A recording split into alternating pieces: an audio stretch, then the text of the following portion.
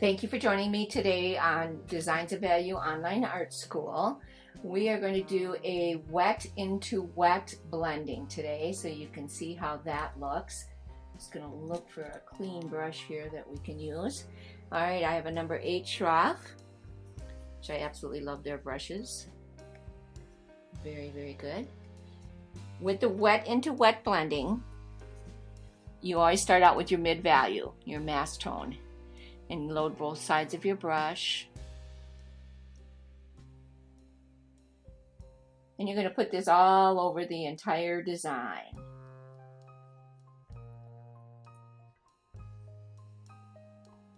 And I have to watch myself to make sure I'm walking back. I'm going to move this up just a little bit so you can definitely see me here. There we go. So this is my mid value. This is the color I want my vase to be. And again, this is a process that I would recommend with a larger item like this. Just simply, it's easier to do with a larger item. We're just going to do a quick band right across the middle here so you can see.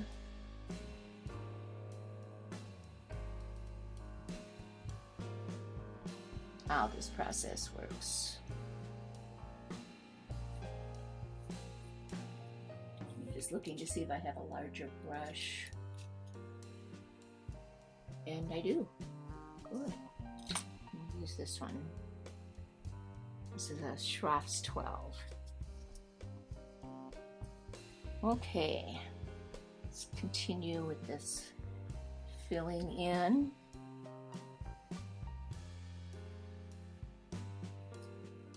All the way across. Now we're going to have a right hand light source, so we're going to have light right down the middle.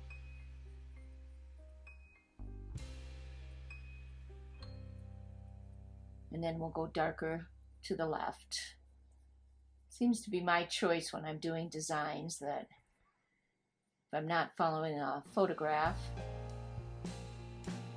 I'm just doing an object from memory. I always seem to do a right hand light source. I don't know why, it just seems to be easier for me.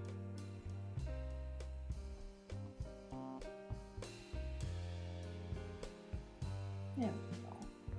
Get the idea this way from this vase. All right, so I've got my mid value or mass tone laid in. I'm going to dry wipe that color.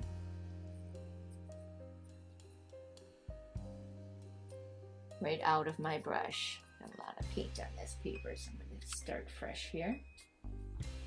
There we go. I just got some on my finger, so we're going to wipe that off. Okay, now I'm going to jump right up to my highlight. I have a dirty brush, so I'm not taking any color from that mass tone to my highlight, which is my lightest value. And the way that you want to find a right-hand light source is you take your object right down the center. Now, since this is a longer object, if it were round, you would do a square or a cross shape right through the middle, and the upper right-hand light source is very simple to see. And but this is a little bit of a longer design, so you go right down the middle, and then you've got half over here. You cut that right down the middle again, and that's where your light source falls. So this is where my light source is. Outside is always medium value anyway, so I've already got that laid in, so that works very nice. Fluff that edge. Now your light source always follows the line of the design, so I want it a little bit fuller out here and a little bit skinnier down here. I'm not doing the entire length of the design anyway, so but you'll get the idea. So I'm dry wiping my brush. Do it 3 times. There we go.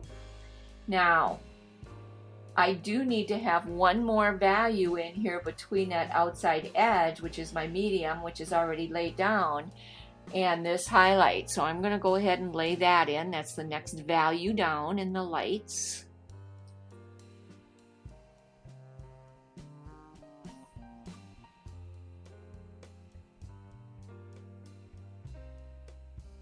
Don't want to lose that outside edge of that mid value, so I'm going to do it that way.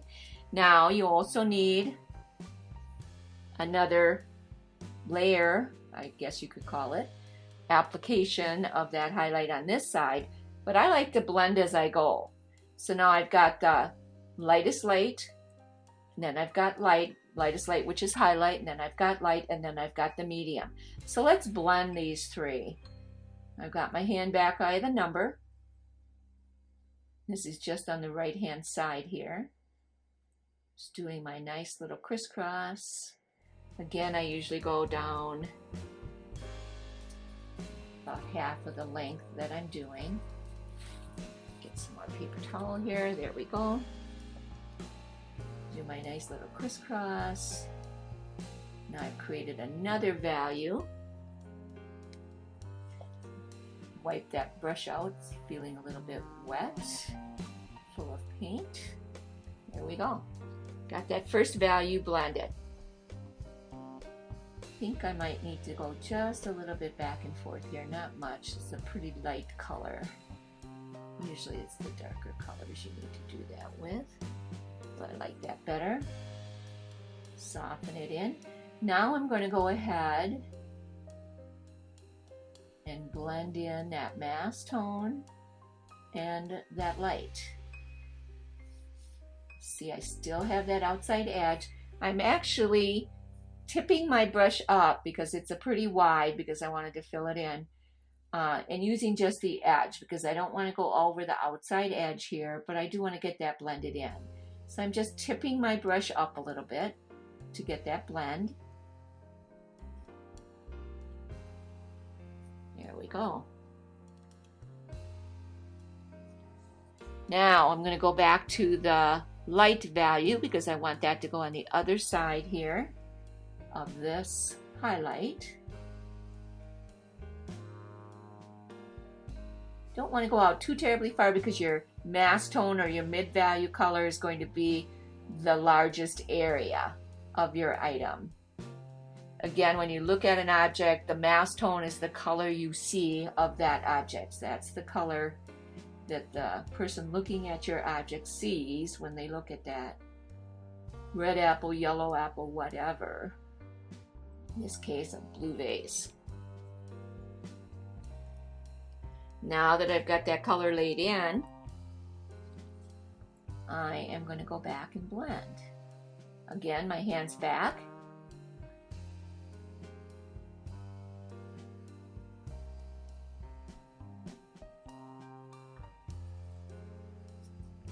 Dry wiping my brush when it feels a little full of paint.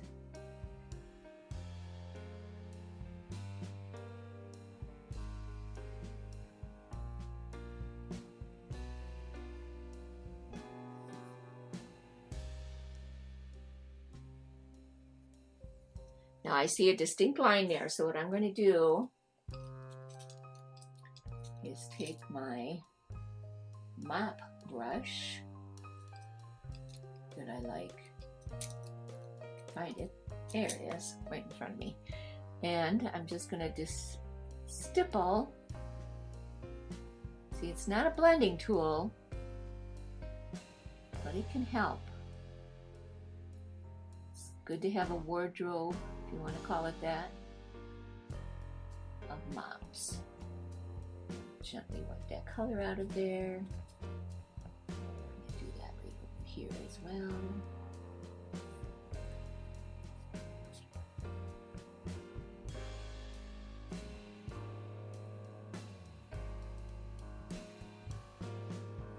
Okay, now we've got our mass tone laid in or ready, or our mid-value color, we're going to need to take that light value and blend it in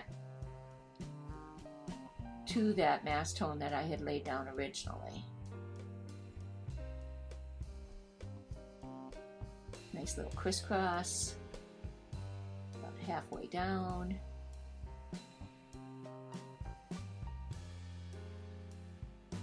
Move it back and forth and smooth it out. Dry wipe that brush so you don't collect a lot of paint.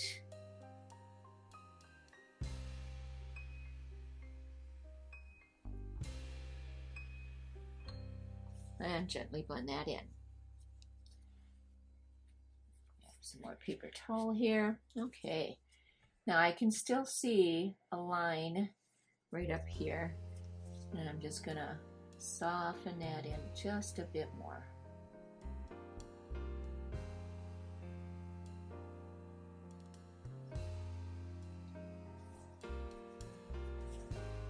Dry wipe that brush.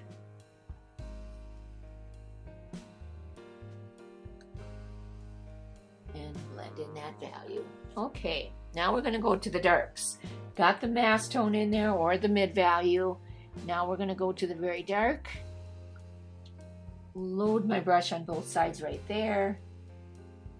Leave some space on that outside edge for your, I'm sorry, this is the dark color, so you want to leave some space on that outside edge for your very dark, which will be next. See, this just blends in as you go. It's a little bit softer look for a larger object like this than if you did this side by side without putting the mass tone down first. But with that mass tone down, then that's why this is called wet into wet, because you've got a wet surface and you're just adding the other colors to it. Okay, got that color laid down, and again I like to blend as I go, so I got my hand back on that number. I'm just gonna crisscross these in.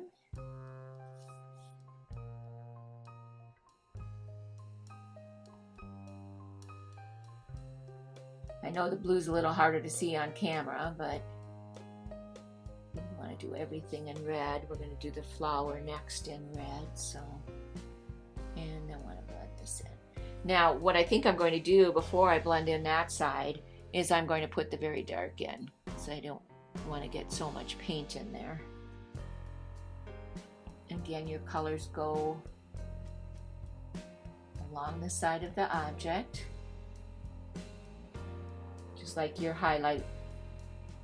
Follow the side of that object. These dark colors will too.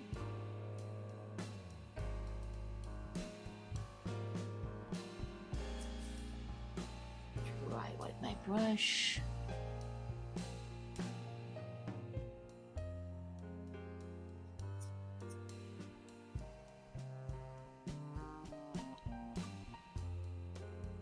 That's better.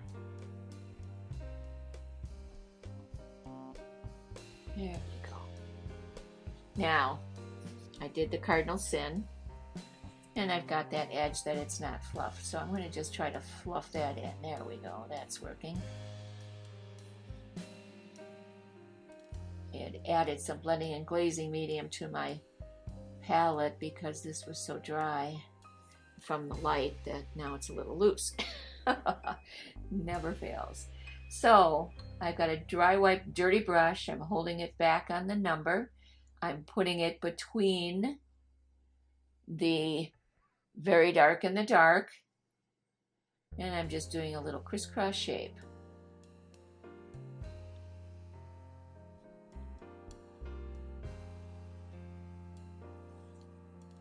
Blending that in. The reason I like to blend as I go, so I don't want them to set up. If they set up, you're going to have a harder time blending. So to make your life easier, blend your colors as you go. I've seen some artists lay down, say for example, they're doing a red apple, and they lay down all their colors and they're all fluffed in, and they get that highlight just right, and then they get over to the darks, and by the time they've gotten to the darks to blend, it's so set up, they really suffer and can create mud by mistake. So it's important to blend as you go. I found that to be much easier. So another tip there for you. Make your life easier. Okay, that is your wet into wet technique, and you can go back and stipple if you want. Stipple brushes are fun too if you're doing like a pitted copper pan or copper pot of some sort and it's pitted. These will make really great pit marks. Or if you're doing an orange, it helps you create that technique. So there we are. Another thing you can always do if you feel like, to me this looks really, or seems or feels really wet, because I did add that blending and glazing medium in. You could take a piece of tissue paper, put it down, and take your blending mop and go over it. Picks up any extra oil. Some of that blending and glazing medium would go away then. This will dry just as it is.